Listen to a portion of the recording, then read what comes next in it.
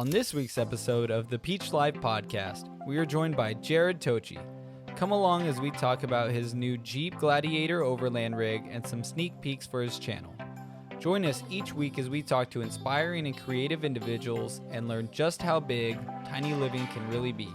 We hope you enjoy this episode of the Peach Live podcast. Please like, subscribe, and hit the notification bell for new episodes each week.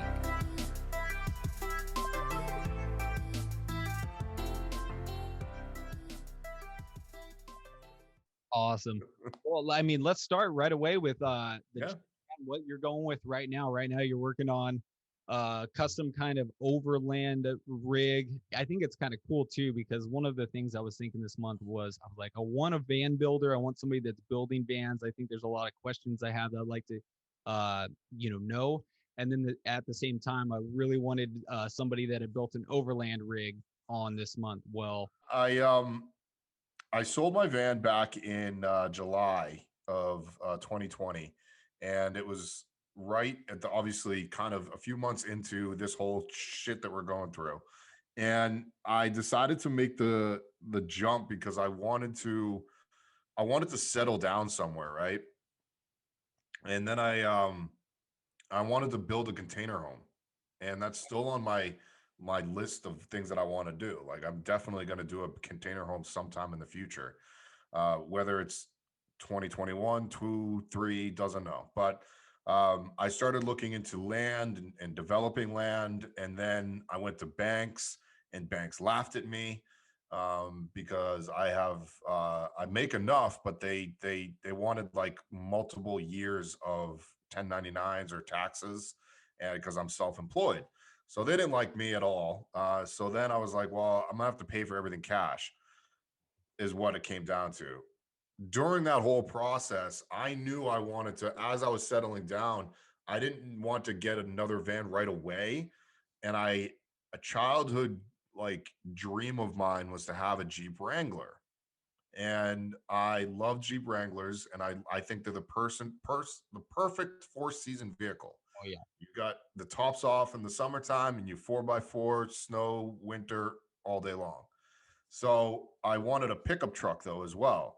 Well, I think it was 2019, they came out with a Gladiator. Like, how am I not going to get a Gladiator now? I'd been waiting for years for them to come out with that, like from because they came out with the concept versions of it like so many years ago, and for all that time I had just been waiting. I love them. Oh, it is such a cool truck. It's long, it's definitely longer than most vehicles, right? Like, what the selling point for me was, I was this close to getting a Tacoma TRD Pro. And I was like, all right, I'm going to go test drive them both in the same day. So I went out, test drove the Tacoma, and then I went and test drove the Jeep.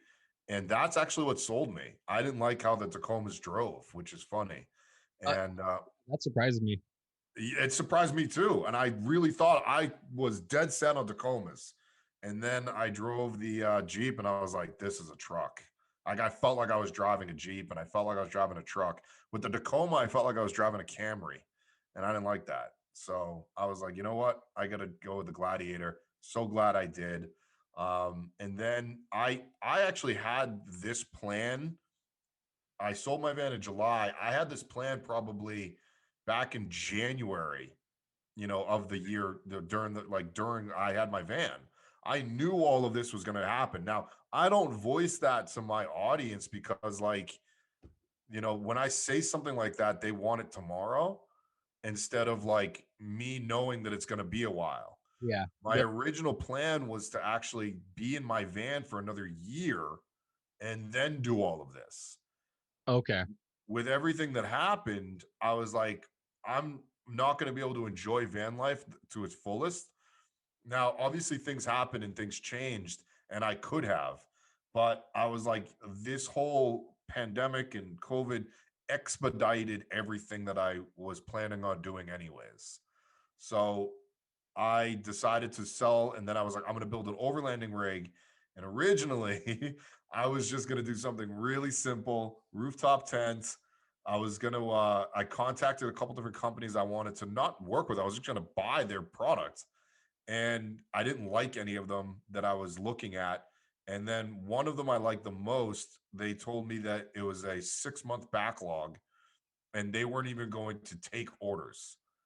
And I took that as not like insulting, but like I waited a couple months and I never heard from them. And I was like, as a person that comes from customer service, I would have kept up with everybody that was inquiring about my product. However, they never did. So I was like, you know what? I'm going to build and design my own. Love And it. I did that. And then one thing led to another. If anybody knows me and knows my vans from the past, especially my second one, I tend not to do simplistic. I tend to go above and beyond. So this one, I definitely built a like two slides, and one of the slides is enough to house enough people. Like it's a kitchen, and like, yeah, I don't need anything else. Yeah, you're really doing like way above and beyond like for this. But it's, I mean, when you're building it yourself like this and you can, go through every little, Yeah. every little thing and figure out how to best utilize that particular portion. Because when I mean, even more than a van, when you're doing any kind of overlanding rig, like you're working with even less space at that point. Like, Right. Oh yeah. And it's funny, I went smaller and smaller and smaller. My first van was a Ram ProMaster 159 wheelbase, which is about 12 by 6. The second van was a Sprinter 144, which is about like a little over 10 feet by a little under 6 feet. So I went smaller. And then now I'm going with a Jeep Gladiator that has, the penthouse and the rooftop tent. And then it's all of my living is below that in the truck slider. So it's a very interesting. I keep going smaller and smaller. What's nice about the Gladiator is it's forcing me to be outside more. yeah, It's forcing me to be one with nature. It's forcing me to do stuff outside. It's forcing me to catch that fresh air. With the van, it can, like, you can do that, but like if you want to stay inside your van all day, you can. You know. it's like each like step size up you get with rig, it kind of just does kind of create more and more space inside, and then so people tend to just be inside more when they have it. So Yeah, and as you live in an RV, this, just like, I don't know. I just felt I wanted to be outside a little bit more. And, yeah, I don't even know where I was going. it's all good. But yeah, so are you how close are you to finishing up the Jeep? I mean, it should be real close. Today is Thursday. My goal originally was this Sunday. So I actually have to drive to Portland tomorrow and do it. Well, I texted my buddy and I was like, "Are we still on for tomorrow?"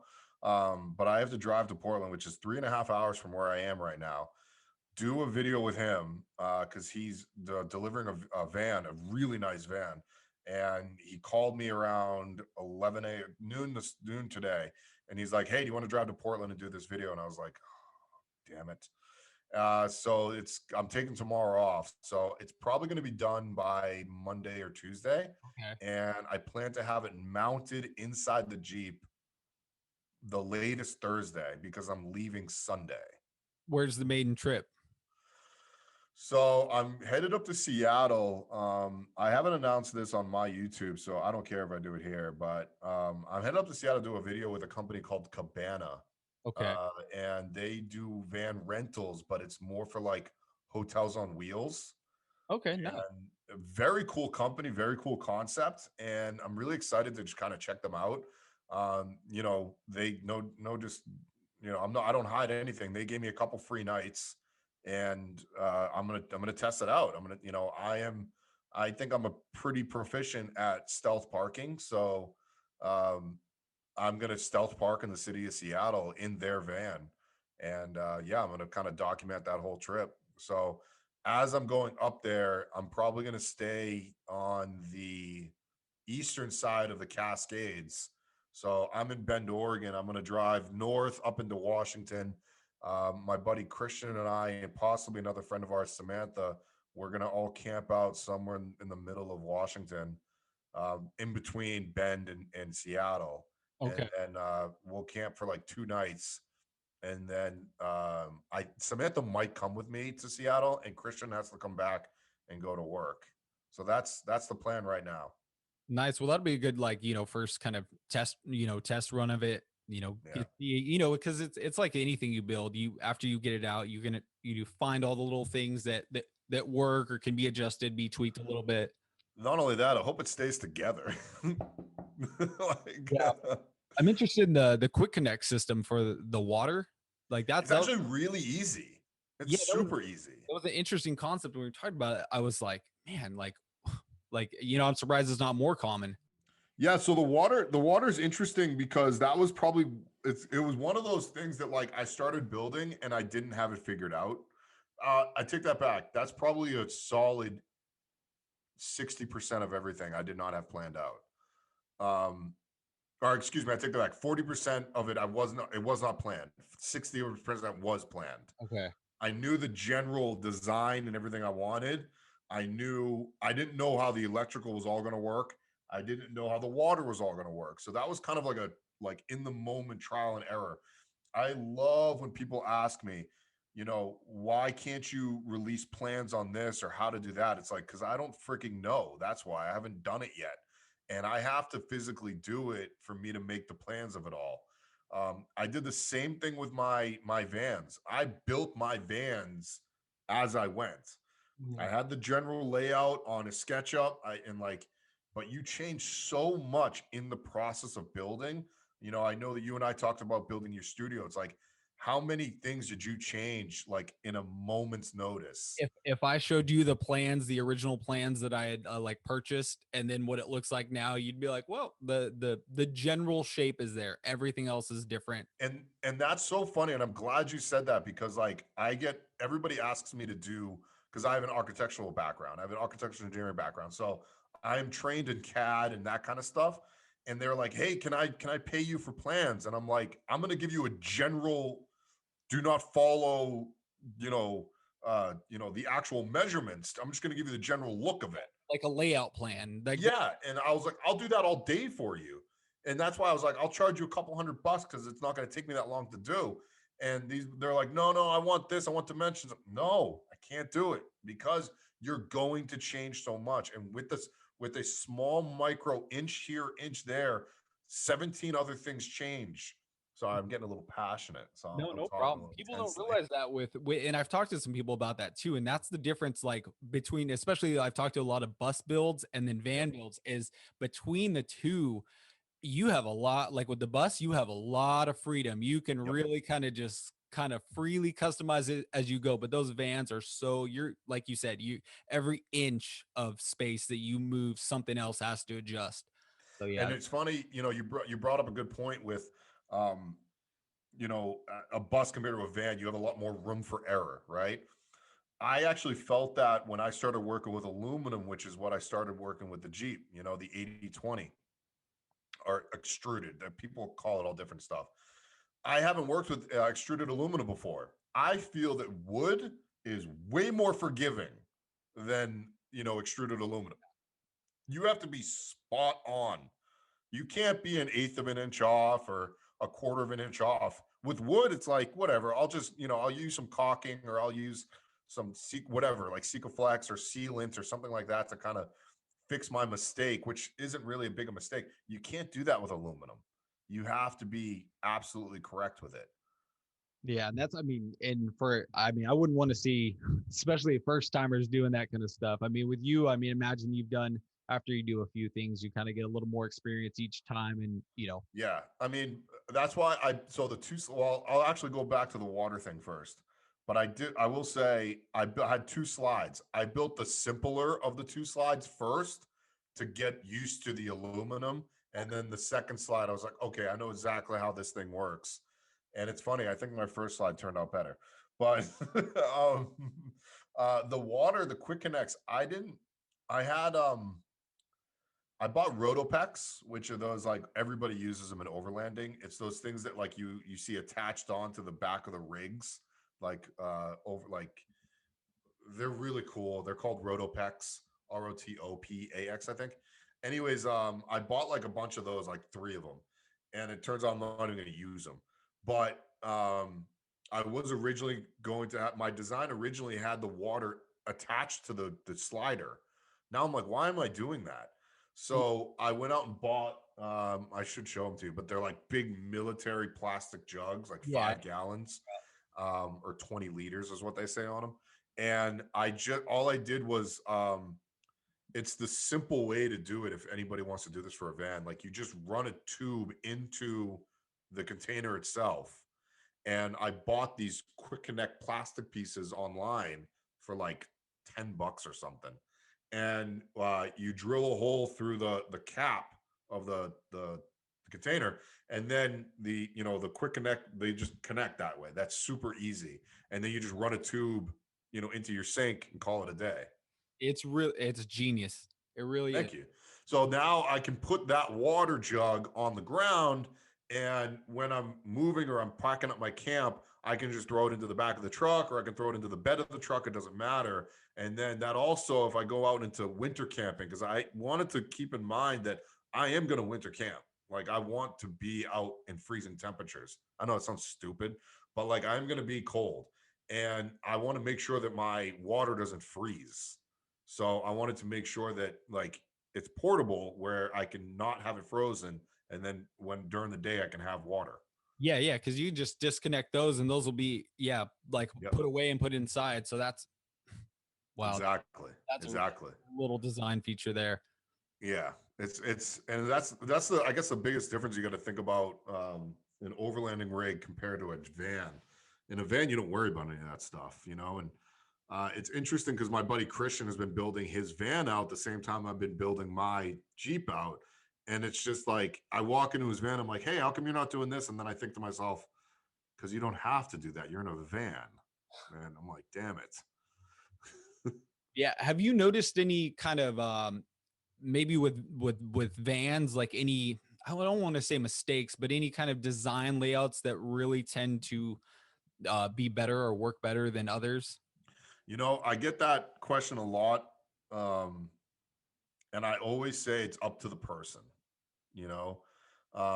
It really depends on what your needs are. And it's funny, I'm actually about to do a workshop in May at Van Fest about design and layout. Like that's been my specialty. Yeah. But I the I usually open up with like my thought process is going to be way different than your thought process and what your day-to-day life is. Now, if somebody comes to me and says, I'm an outdoorsy freak, I love kayaking, I love mountain biking, I love this, that, whatever, and I need storage, I want storage for all that stuff, then no question, no doubt in my mind, platform bed all day, right? Yeah, like the garage underneath. Yep. The platform bed in the back all day long. If you are the adventure junkie, 100%, then you need that. If you want to be stealth and you want to be only in cities, and you're using that as kind of like a rolling condo, right? Then your design and your layout is going to be way different. You don't necessarily need a platform bed. Maybe you want a futon style, or you want a dinette style, or in my case, I had a Murphy bed style. Yeah. So and then it gets down to how lazy you want to be. The Murphy bed for me was, all right, I'll go back. I had a platform bed first, and then I went to Murphy bed. Okay. And the reason I went to Murphy bed was in twofold. One, I wanted to challenge myself. And two, I felt having the bed, when I walk into my van and seeing it, I immediately got tired. Oh wow, interesting. So I was like, how do I separate myself from like maybe sitting down and getting work done? And then when it's bedtime or when it's, relaxing time, I can put the bed down and I'm in that mode. And that's why I did the Murphy bed. I wanted to separate space. And after doing both, how did you find both? And was your thoughts kind of right? Absolutely. A lot of people are like, you're never going to put your Murphy bed up. And I'm like, you're damn right. Because I made it so easy that you could lift it up and just lock it into place and call it a day. A lot of others have kind of like failed at this. My buddy Shane, he hates the Murphy bed that he made. And I was like, it's not that you did it wrong. It's just that like it was done differently than mine. So he never wanted to put his upper down. Like mine was a 144. It was off the back. Now the thing is with the Murphy bed, what you sacrifice is storage, Yeah. right? So with the platform, you get storage. With the dinette style, if you're lazy and you don't want to convert that every day, do not do a dinette style. The dinette is the table that goes down. So typically a dinette will have like two benches and then a table in between on like on a telescoping, and the telescoping leg will drop down and there's your bed. And a lot of people that do those, they'll have kind of the pass through with those, with that kind of model, right? Yeah, they can do that exactly.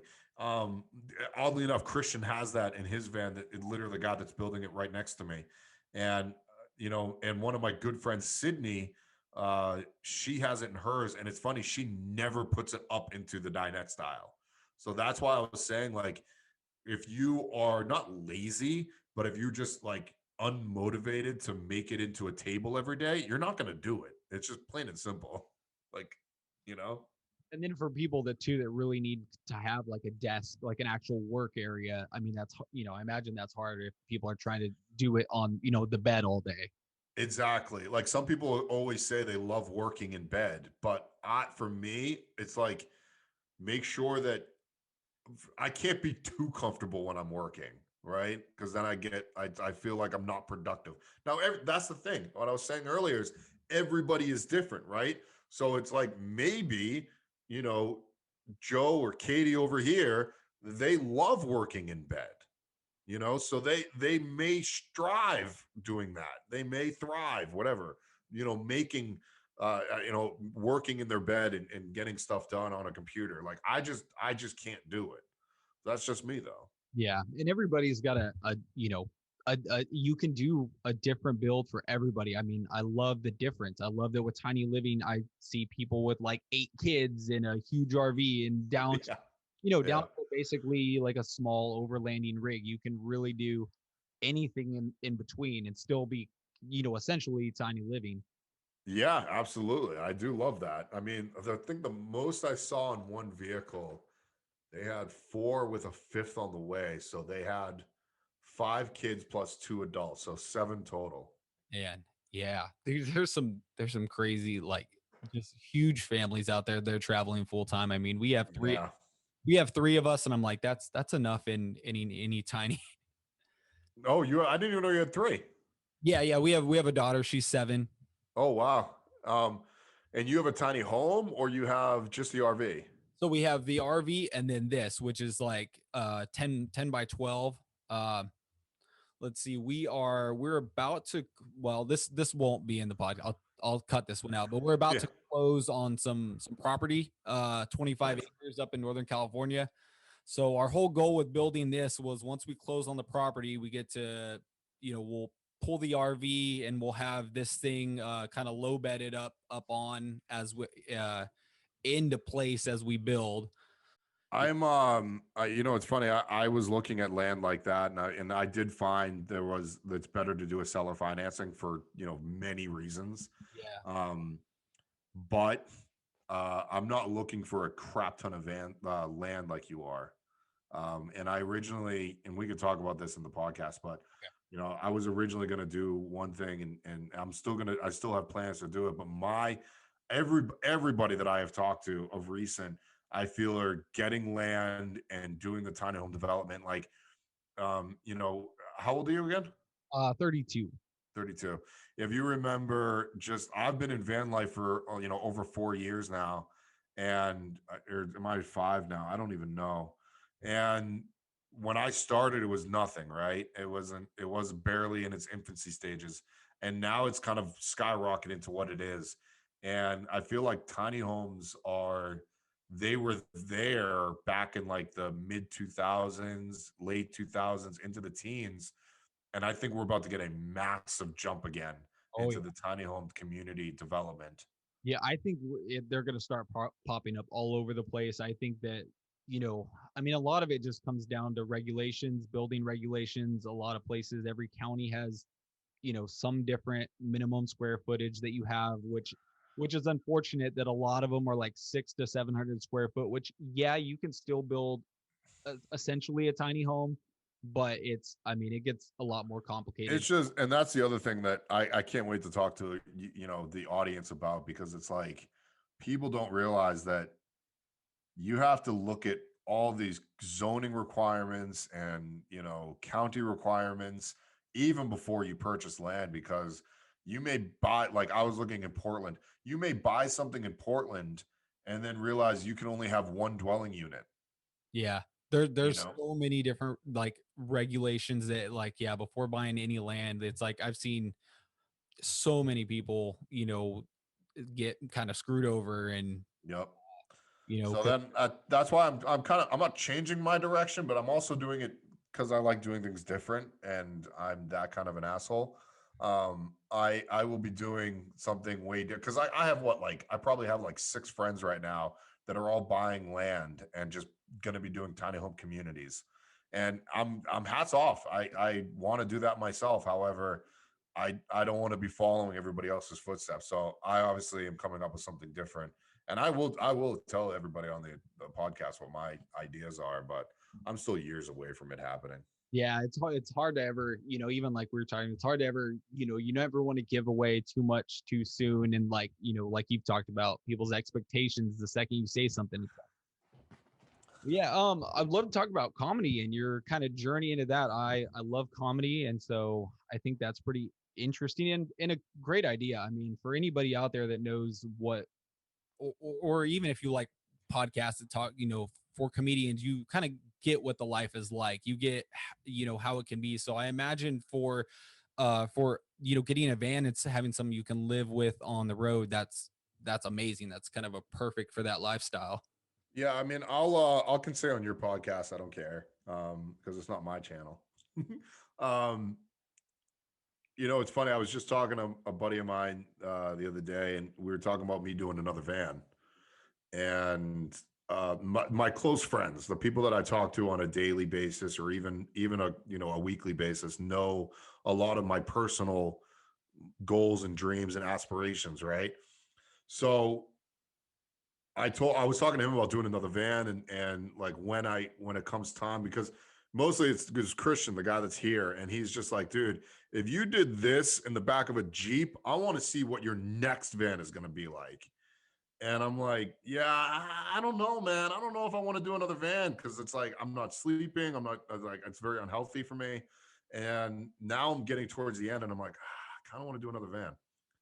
And hard, man, it gets you. It gets you. I swore up and down after this was done. I was like, I will never build something like this again. yeah, What it was, I was like, I would pay the extra to have it done. And then a couple weeks later, I'm like, wait a minute, I'm not gonna pay somebody else all that extra when I could just.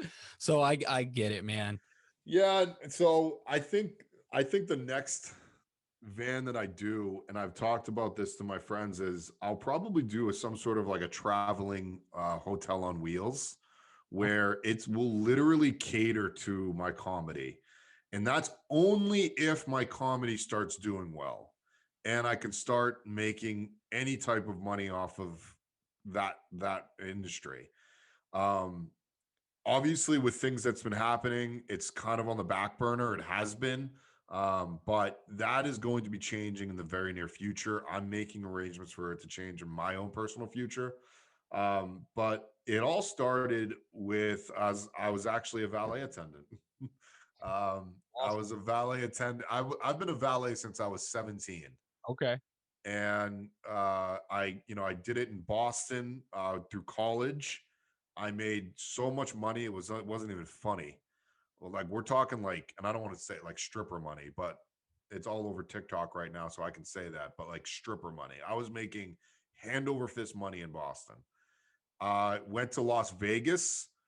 I worked in multiple hospitality jobs in Las Vegas, and then I went to Los Angeles to pursue acting in 2008. And from 2008 to almost, I guess I was there from 8 to 18. I was jumped around from hospitality gigs to hospitality gigs. I want to say sometime around the end of 2016, going into 17, I was coming out of a really bad relationship. I lived in a bachelor apartment. If anybody knows what a bachelor apartment it is, it's a studio with no kitchen. So it's legitimately a dorm room. It's almost probably the size of your studio that you're in right now. And I had a bathroom. That was it. Yeah, I had a friend that lived in one in LA one time, and I remember the first time I came over, I was like, "Where is everything?" Because I didn't Yeah. they had no kitchen. It was like it was a pre. That was the last place I lived in, other than this one I'm in right now. That was the last place I lived in before I lived in a van for 3.5 years.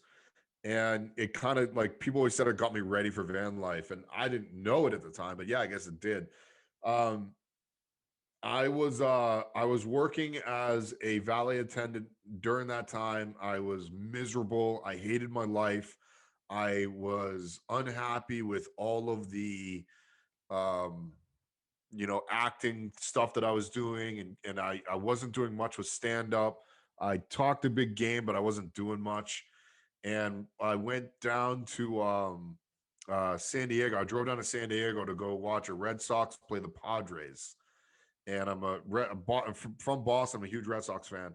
And my brother lived in San Diego at the time, and he begged me to watch this video. And I watched this video of this girl living in a van, and I'll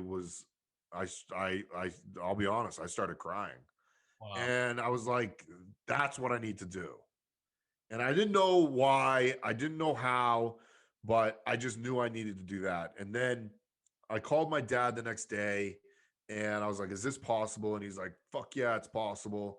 And he was like, come back and build it with me. I built one with my dad. And I was like, fuck, now I have to do that. And then I picked up a second job because I knew I needed money. Yeah. And I was like, the only way for me to I take this all back. I wasn't a valet attendant yet. I was doing another job. So my second job was my overnight valet shift. So I went back to valeting. I always did that. Oh, I man. always did that, where I would valet for a little while, and then I'd quit for 3 months, and I'd go back to it, and then I'd quit again. I'd go back to it. I just hated the valet industry in Los Angeles. Oh, man. Anyways, Imagine.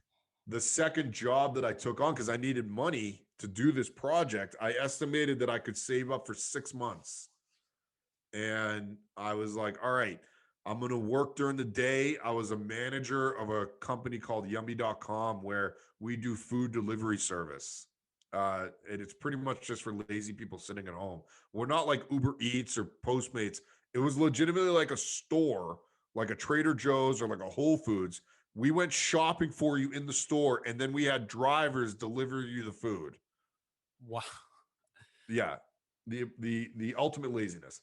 Anyways, I was a manager of that company for a long time, and I wanted a second job, so I asked if I could do the mid shift as the manager, so I could work from like 11 a.m. to 7 p.m. and then I'd sleep for like 2 hours. I'd start my overnight shift at 11 p.m. and work until 7 a.m. And I did that for almost 6 months. And at once I tried to coordinate. So like my days off at the grocery store, I'd work overnight. And then, so I would always so I'd only overlap like 2 days of the week, Okay. right? 3 days of the week.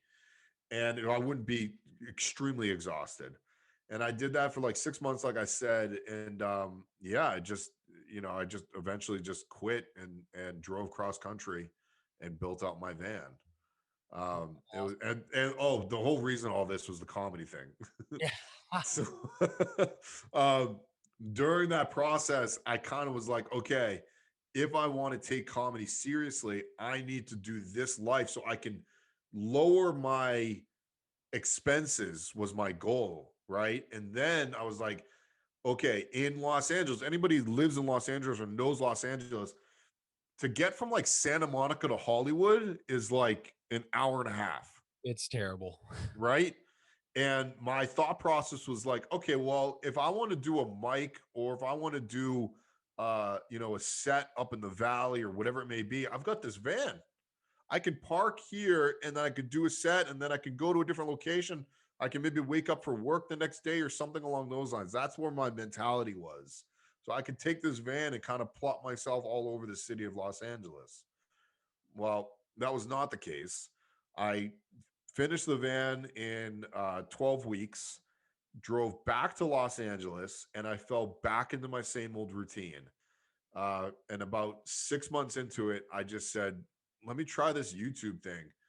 And Wow. I had footage from my build. Yeah. You know, I lived in my van for 6 months, and I was working at a job. I went back to the grocery store. They took me back. I went back to my valet jobs. They took me back.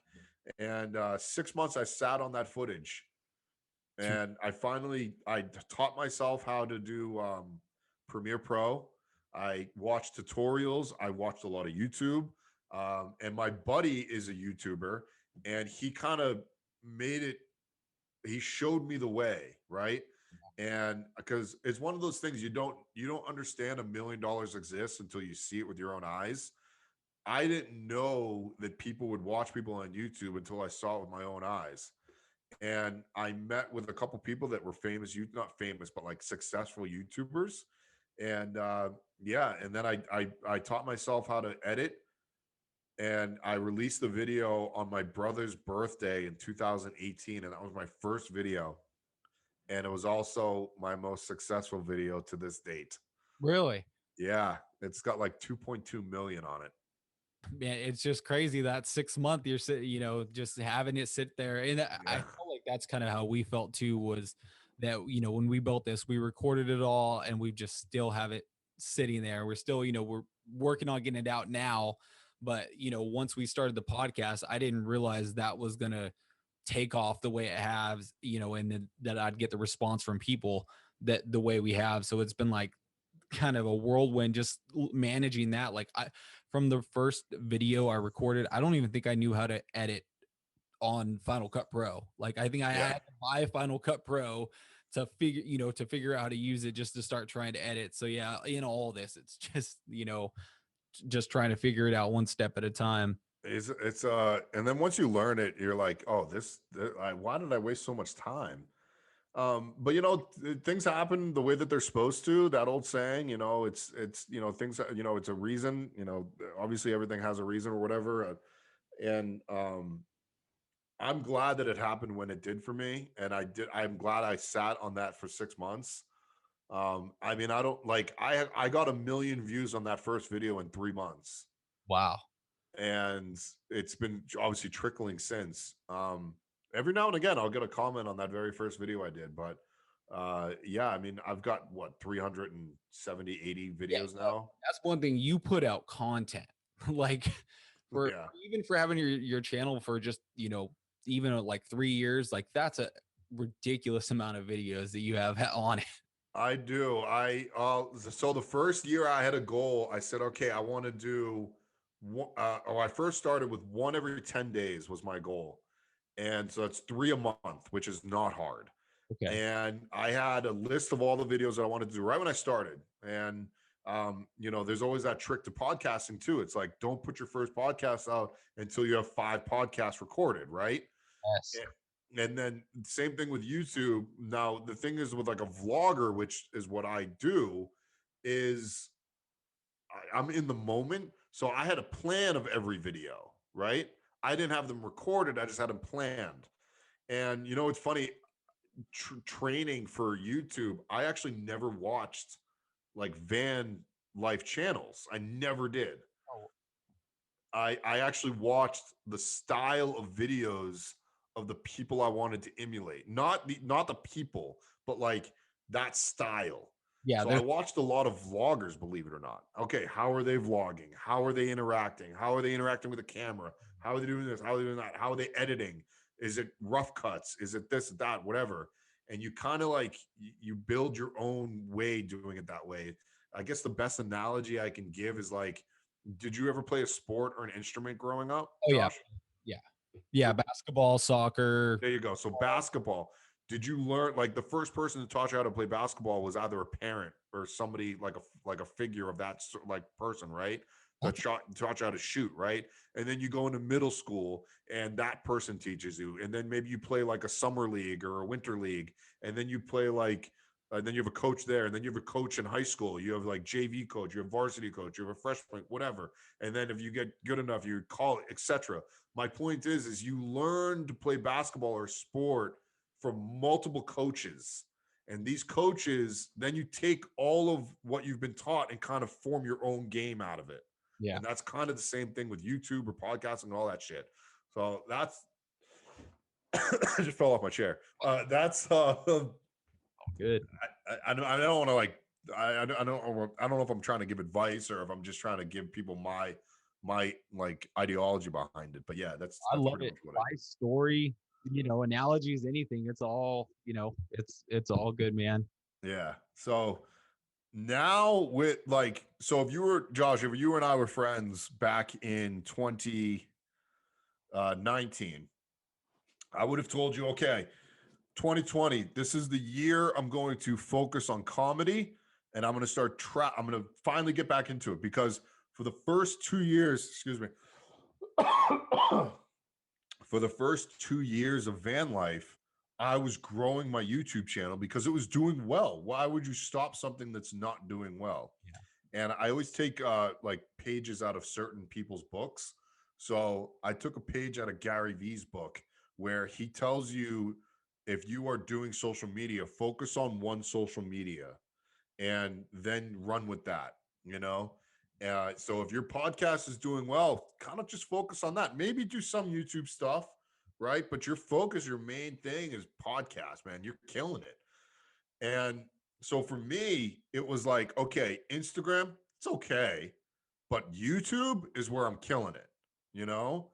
And then I can start diversifying into podcasting, or I can do blogging, or I can do Pinterest, or I can do any of those things after I hone in on my style and what I'm doing. So Yeah. that was what the first 2 years of YouTube for me was. Well, it's great too. And you've built a platform, you've built a base that everything else you decide to do, you have a foundation to build off. You have people that are already watching, already paying attention. So it's like every time you start something new or build something new after you've already built something successful, you have a better head start, from the beginning. I think so, but man, like every time like the video I just put out, it sucks because like I feel like I always have to explain myself. And somebody called me out. I'm so glad this person did. I have no idea who it was, but they called me out. They were like, Jarrod, can you please stop trying to please us? And there's a fly near me. They were like, can you please stop trying to please us? And I was like, and she was I think it was a woman. She was so nice. And she was just like so genuine in her comment. And I was like, I replied back and I was like, oh my God, thank you so much. Like, that's what I needed because like I am the type of person that tries to make everybody fucking happy and I can't make everybody happy. I just can't do it. And I feel like I'm a people pleaser and I have a big heart and I listen way too much to my comments and I just try to do that. And I got to stop. I got to separate that. I have to go back to making content that makes me happy instead of being like, all right, what does the audience want to see? What the audience wants to see is probably what I generally like to do. Yeah. So I need to go back to doing that. Yeah, whatever makes you happy and you're really enjoying. I mean, you can see when people really enjoy the content they're making and it, it comes through like that. So that's awesome to.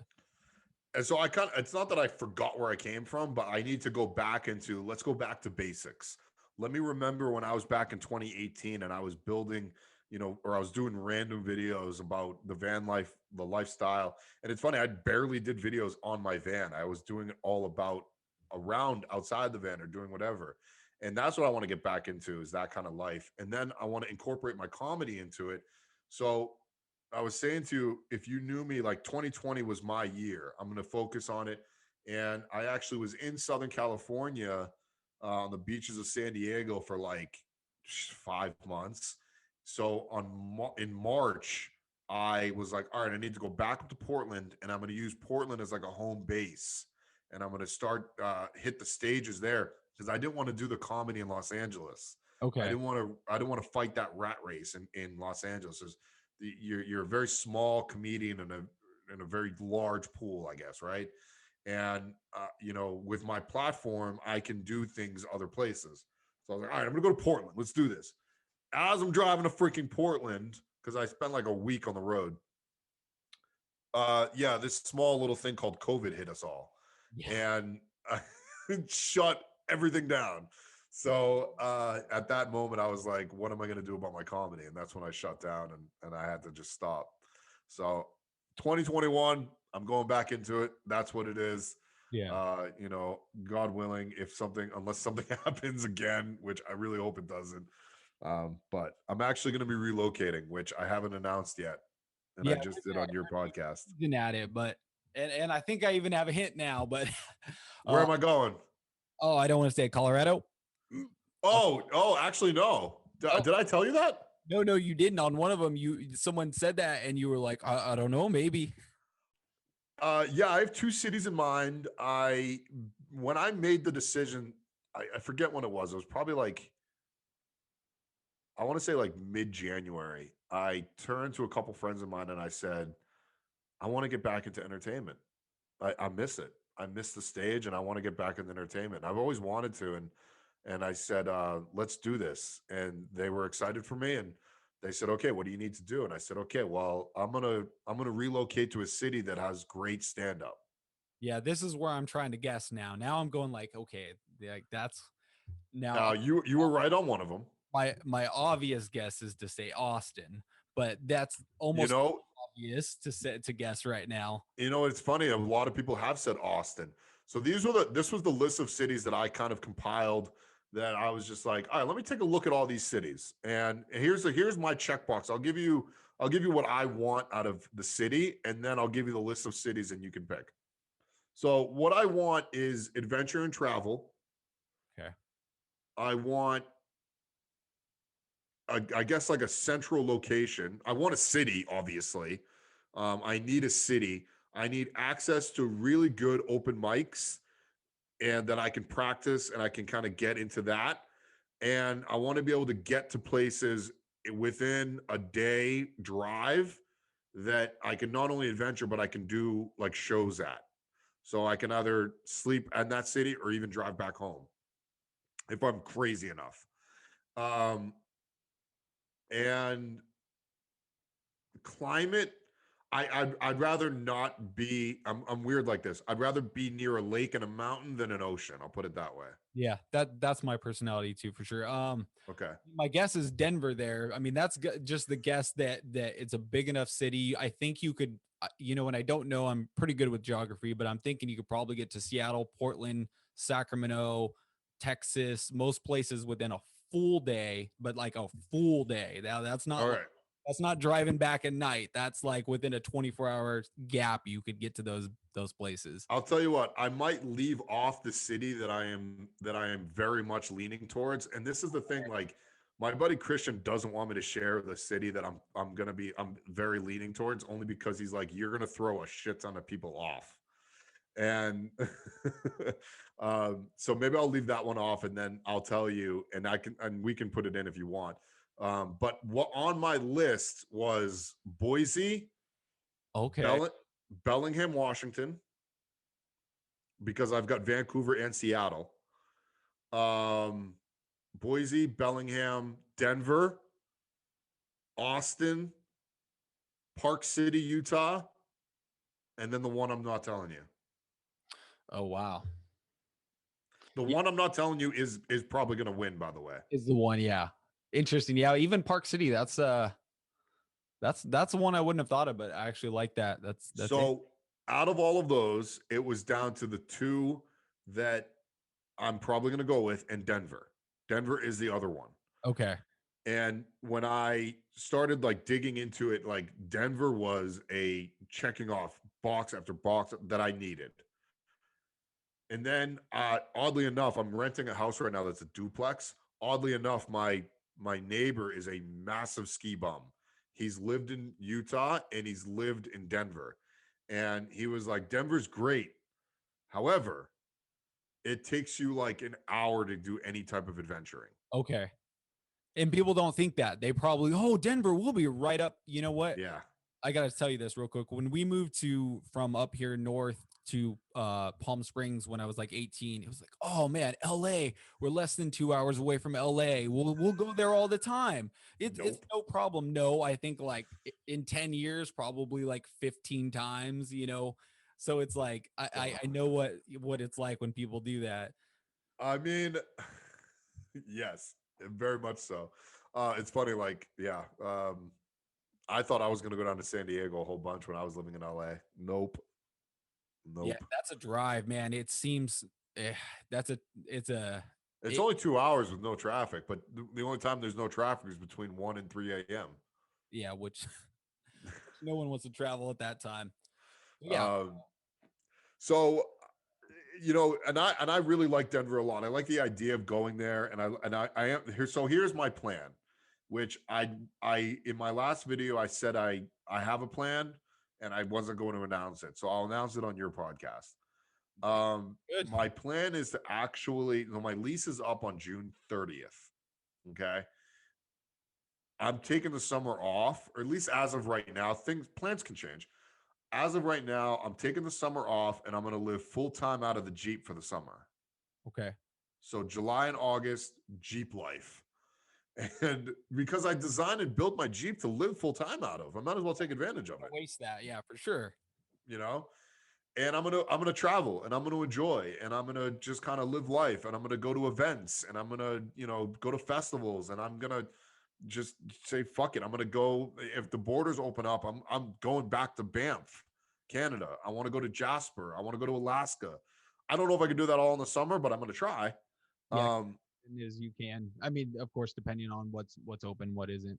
Right. And Montana is beautiful in the summertime, you know? The other reason I don't want to go to Denver is because it's on the eastern side of the Rockies. Actually, that makes a big difference. Yeah. So to get to Utah, to get to California, so from where I am in Bend right now, which is actually 3 hours from Portland, to get to Denver from Bend is like 14 hours. Yeah, and you know what, and during this at some point we have to talk about Bend, because me and my wife were, I think, like a week and a half away from moving to Bend about 10 years ago. We were really close. Like, we had U-Haul and everything, and I got a better job offer where we were kind of based off of not moving, and so we decided to stay. But that Bend is one city that we've always loved, and I think you would have loved it. I think now you won't. Interesting. Okay. Because yeah, it was 10 years ago. So right, 10 years. From what I've been gathering from the locals here, it's changed a lot in the last 10 years in not a negative way. It's more of a city now. Okay. Yeah, it's really grown. I know it's grown a lot, and faster growing like cities at the time. And I think I was doing dog training at the time, and it was one of the best places in the world for dogs, dog parks, things like that. So that was one of the real attractions to us up there, was just kind of the outdoor life. And you know, it sounds like it's continued to grow. And I love Bend. I mean, I think for me, it was the perfect city during our times right now. Yeah. It was my getaway city. It was my let's separate myself from everybody else. And I needed like a relaxing time. I needed this. It was kind of like it was like a miniature vacation, right? Yeah, and you picked a good time and an interesting way to pivot. I think you did a really great job of pivoting in, you know, in this time with COVID happening, and kind of I get that it accelerated your plans, but you're able to just kind of adjust and say, okay, let's, you know, we'll sell the van, we'll rent out a place. And I mean, obviously it's worked out well, being able to, you know, you're about to finish the Jeep, and then once the lease is up, you'll be able to kind of, you know, it seems like it all worked its way out pretty well. My life is full of a lot of happy accidents. It's funny. I rented a place actually in Portland before I moved to Bend, and I hated it so much I broke lease. My friend Cindy was telling me, she's just like, she called me up one day, and this was when I already moved to Bend, and she was like, Jarrod, I'm so proud of you that like when you have something in your mind, you just fucking do it. And I don't know who I took that from, but I definitely have taken pages out of somebody's book that was like, why waste time?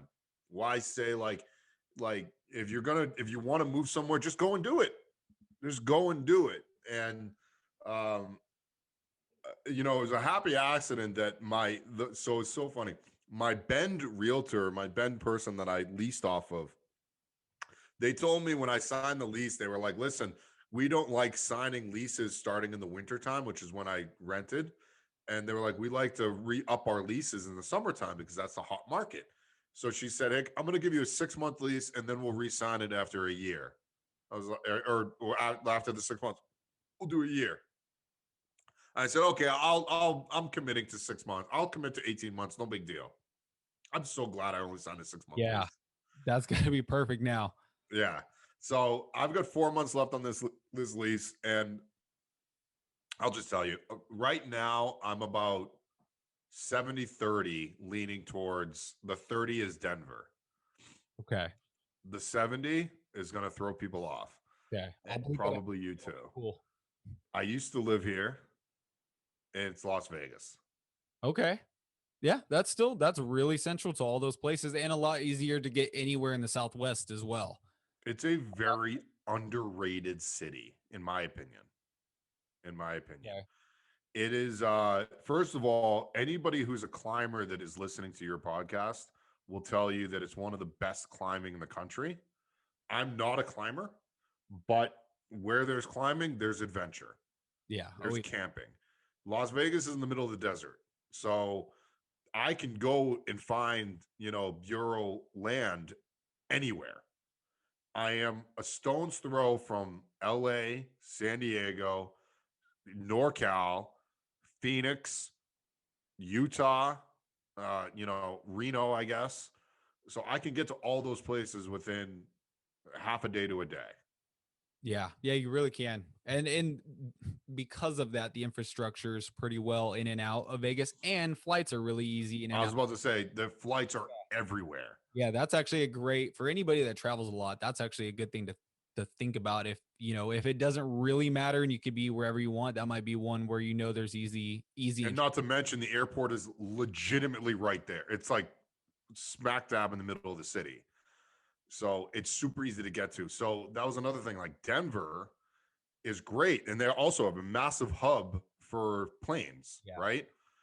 However, to get to like Denver International Airport is a haul unless you live close to it. 30 minutes outside of the city. It's so far outside of Denver. It's so bad. So, I mean, for me, I'm probably going now. Maybe people are going to be asking, Jarrod, I thought you were going to do in woodworking. Yeah, the woodworking's not changing. Actually, if I go to Vegas, it's going to be one of two things. I'm either going to be renting a house where I can use the garage as my shop, like I do now, or I'm going to be renting a high rise on the strip, and I'll probably join a maker space where I can do any woodworking and make the lagoon tables that I've been making for people or something like that. Then again, the entertainment factor in Vegas is very good, and obviously doesn't hold a candle to like LA or New York or any of those places, but it's very good. Yeah. There's a lot of options for living out of there, and as well with I had never heard of these like maker spaces till like a couple episodes. I was talking to somebody else and they were talking about that, and I had heard of co-ops for food co-ops and things like that, but like shops like that had machines and tools. I had never heard of that, so I thought that was a really cool concept that it seems like are popping up more and more places now. Yeah, I hope they do. The thing is, the problem is the profit as like an owner of one of those isn't always the greatest. You have to be very cautious of that. That's actually, it's a good segue if you want to go into it, but that's kind of where I wanted to go with and I'm calling it ghost town. A part of my ghost town, my tiny home community, I wanted to make a maker space there because it's like, how many people do I know that want to come and work on their vans? Yeah. Why not like rent either weekly, monthly, daily, whatever it is. And then you have me and whoever's there. It's like, I want to make it a community where people can not only help each other, but we can all come together and we can all work together. We can, if somebody's staying in a tiny house that I have on site and I have a maker space there, it's like, what's stopping them from coming over and giving a hand and maybe helping out, or, a second set of eyes on something helps tremendously. Oh man. Yeah. That second set of eyes and hands is I mean, it's more than double. Like it really is. That's Yeah, it really is. And sometimes when I'm building something and it's like I need to step back and you know, it's not that Christian is less or more experienced than I am, but just I'm like, hey Christian, come and take a look at this.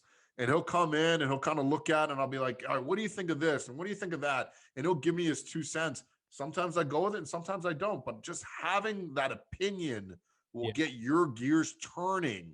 And that's kind of what I wanted to do. So my whole ghost town, I originally was going to do it as like a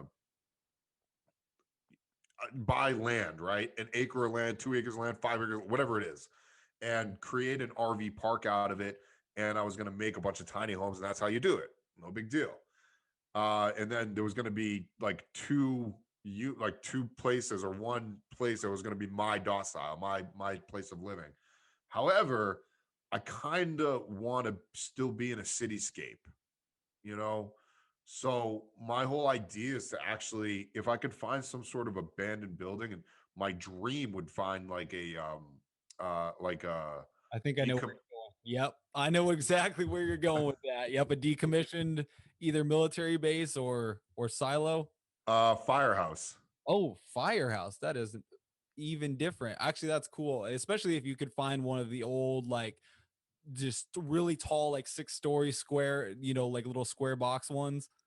That would And they obviously have massive doors.